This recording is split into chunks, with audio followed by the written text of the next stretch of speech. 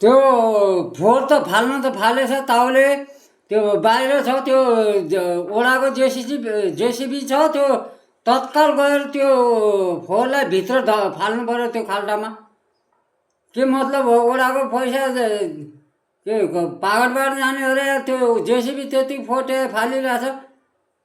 अहिले पालिकाले पनि अलिक ट्रेस दिनु पऱ्यो। त्यो ट्र्याक्टरले भित्र खाल्टामा फाले छैन, त्यो तत्काल गएर गर्नु पऱ्यो, त्यहाँ भित्र हाल्नु पऱ्यो त्यो उसलाई खाल्टाभित्र।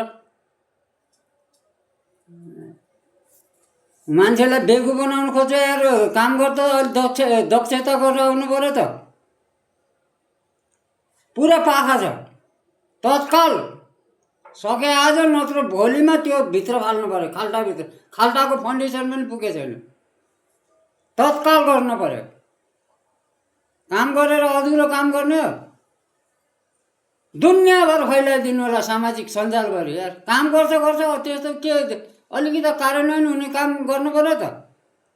तत्काल त्यो आज र भोलिमा फालिसक्नु पऱ्यो। म फेरि उसमा स्टार्टर लेखेर हाल्ने हो।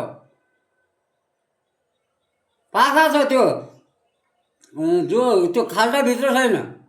हिजो गएर मैले हेरेको, म त्यहाँ धेरैचोटि हेरिबस्छु, त्यहाँ इन्ट्री गरिबसेको हुन्छु।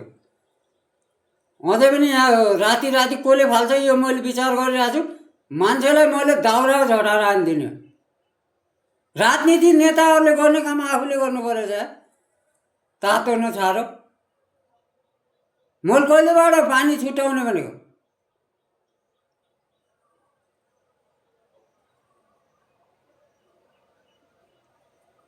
म आफै तिर्दिउँला के 100 रुपियाँ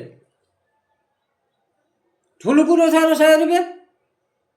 कसैलाई राहत हुन्छ भने उपकार गर्नलाई के मतलब हो?